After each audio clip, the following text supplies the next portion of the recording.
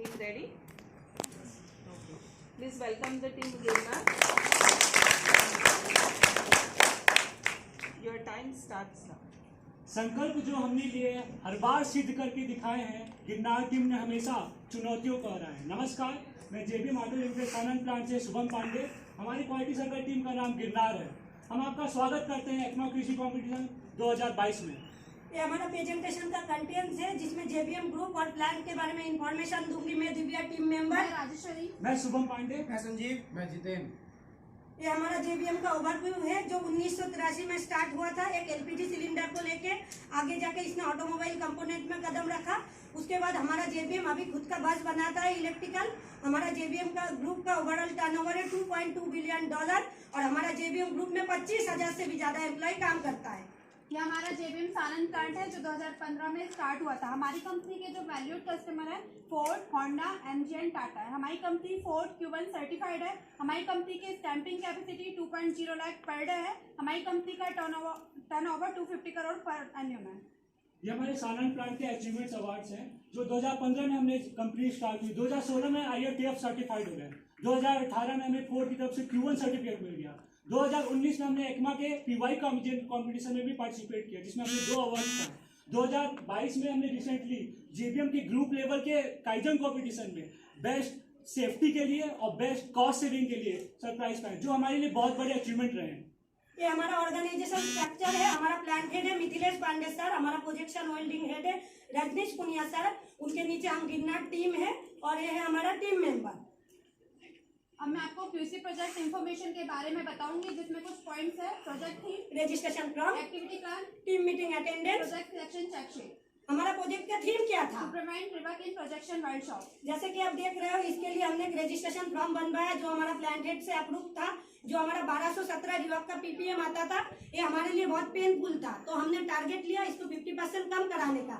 इसके लिए हमने एक एक्टिविटी प्लान बनाया, जिसका कुछ फेजेस है। Collection, data collection, analyse, improve and control. ये फेजेस अक्टूबर के 2nd वीक से स्टार्ट होकर नवंबर के 4th वीक तक एंड होता है। और इसको किया हमारा पूरा टीम मेंबर में मिलके। ये हमारा एक्टिविटी प्लान है। इस एक्टिविटी प्लान को हमने टाइमलाइन के हिसाब से कंप्लीट किया, और कंप्लीट करने के लिए हमारी जो टीम्स है वो थर्सडे को मीटिंग करती है। ये हमारा मीटिंग अटेंडेंस रिकॉर्ड है। प्रोजेक्ट सिलेक्शन चेकशीट, जो हमारा प्रोजेक्ट है वो ऑर्गेनाइजेशन गोल से अलायंस है। प्रोजेक्ट जो हमें इम्पैक्ट दे रहा है, उसमें हमने PQCD का यूज किया है। प्रोजेक्ट में वर्टिकल टू हॉरिजॉन्टल सारे टीम मेंबर्स को ऐड किया, इंक्लूडिंग टेक्निकल पर्सन। जब हमने प्रोजेक्ट को आइडेंटिफाइड किया, तो हमने ये जाना कि इसे कंप्लीट करने से हमें बहुत सारे पोटेंशियल बेनिफिट्स मिल सकते हैं। हमारा जो प्रोजेक्ट है वो टाइम लिमिट फ्रेम के लिए कैपेबल है, और प्रोजेक्ट को मैनेजमेंट से अप्रूव किया गया है। प्रॉब्लम डेफिनेशन को आइडेंटिफिकेशन करने के लिए हमने जो टूल का यूज किया हुआ है 4W1 certification, trend chart, Pareto analysis, process mapping.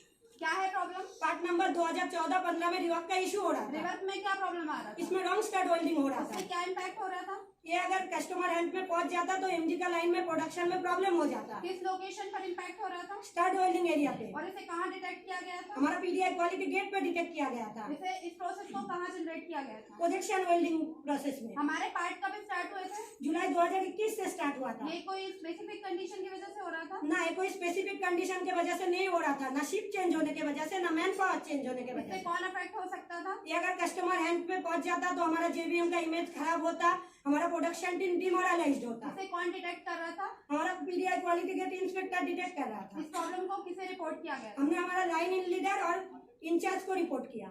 ये हमारा पिछले 3 महीने का रिवर्स PPM ट्रेंड चार्ट है, जिसमें हमारा रिवर्स PPM 1217 आता था, जिसको कम करने के लिए हमने 50% रिडक्शन किया। इसके बाद हमने इसका part wise stratification trend chart बनाया, जिसमें हम देख रहे हैं पार्ट नंबर 2014-15 में सबसे ज्यादा रिवर्क का इशू है। फर्दर हमने इसका पैराटो एनालिसिस किया तो देखा पार्ट नंबर 2014-15 का कंट्रीब्यूशन 40% था। जैसे कि हमने देखा, हमारा जो रिवर्क है वो 2014-15 में रॉन्ग स्टार्ट की वजह से ही ज्यादा आ रहा था। इसके बाद हमने इसका प्रोसेस मैपिंग किया।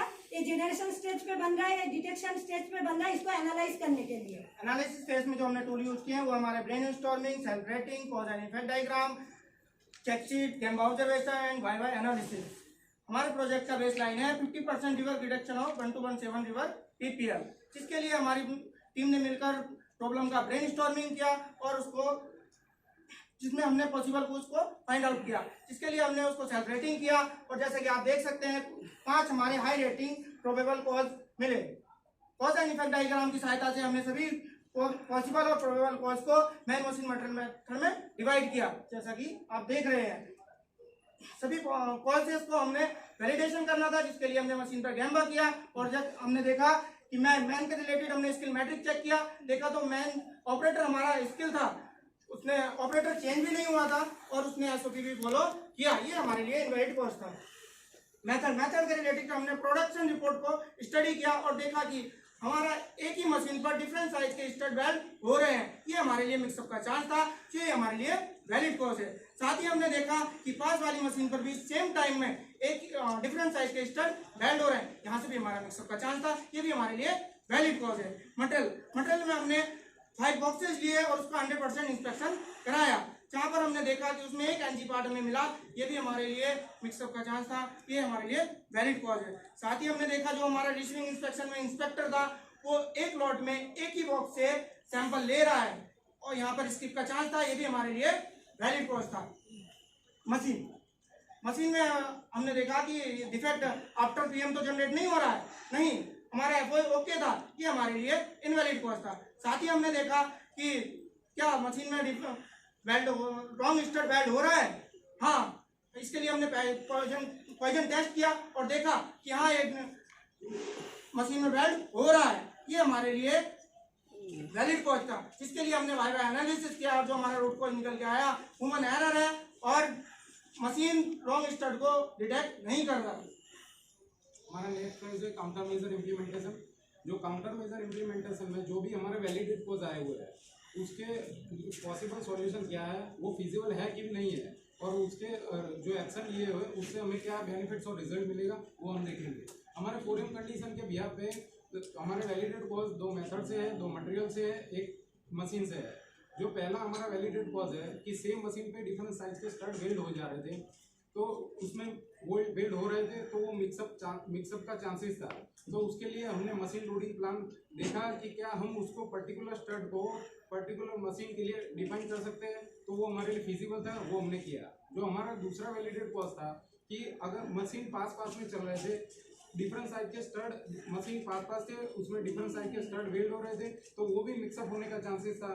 अगेन हमने मशीन लोडिंग प्लान स्टडी किया और प्रोडक्शन हेड से अप्रूवल लेके उसको डिफरेंट मॉड्यूल में डिफरेंट साइज के स्टड वेल्ड करने का इम्प्लीमेंटेशन किया, वो भी हमारे लिए फिजिबल था। जो तीसरा है वो कि जो हमारा इन्वर्टिंग मटेरियल आ रहा था, वो बॉक्स में हमें एक स्टड रॉन्ग मिला, तो उसके लिए हमने सप्लायर से इंटीमेट किया, सप्लायर ने एग्री किया कि हम 100% उसको इंस्पेक्शन करके देंगे, तो वो भी हमारे लिए फिजिबल था। चौथा जो है, जो इनकमिंग मटेरियल आ रहा था, उसमें लॉट वाइज एक बॉक्स ही सैम्पलिंग इंस्पेक्शन हो रहा था, तो उसके लिए हमने इनकमिंग क्वालिटी जो इंस्पेक्टर है उससे बात किया कि क्या हम उससे 100% लॉट वाइज हर एक बॉक्स को सैम्पलिंग इंस्पेक्शन कर सकते हैं, तो वो हमारे लिए फिजिबल था, तो वो हमने इम्प्लीमेंट किया। जो हमारा 5वां वैलिडेट कॉज है वो मशीन रिलेटेड है कि ब्रॉन्ज स्टड मशीन जो है वो bronze stud height variation detect नहीं कर पा रहा था, तो हमारी टीम ने ब्रेनस्टॉर्मिंग किया और उसमें 4 पॉसिबल सॉल्यूशन निकल गया है। पहला जो सॉल्यूशन है वो LVTD अरेंजमेंट का है, जो क्या हम उसको लगा सकते हैं, वो हमारे लिए फिजिबल तो था, लेकिन इन्वेस्टमेंट कॉस्ट हाई था, करीबन 3.5 लाख के करीब उसका कॉस्ट था, तो उसको हमने बैकअप में रखा। जो हमारा दूसरा पॉसिबल सॉल्यूशन है वो है प्रॉक्सी सेंसर। प्रॉक्सी सेंसर हम लगा सकते थे, लेकिन वो उतना एक्यूरेट नहीं था, तो वो हमें इम्प्लीमेंट नहीं किया। तीसरा जो है वो स्टड फीडर मैकेनिज्म है। स्टड फीडर मैकेनिज्म अगेन वही इन्वेस्टमेंट कॉस्ट हाई था। चौथा जो है वो कि हम लेजर सेंसर के through stud height variation detect कर सकते हैं।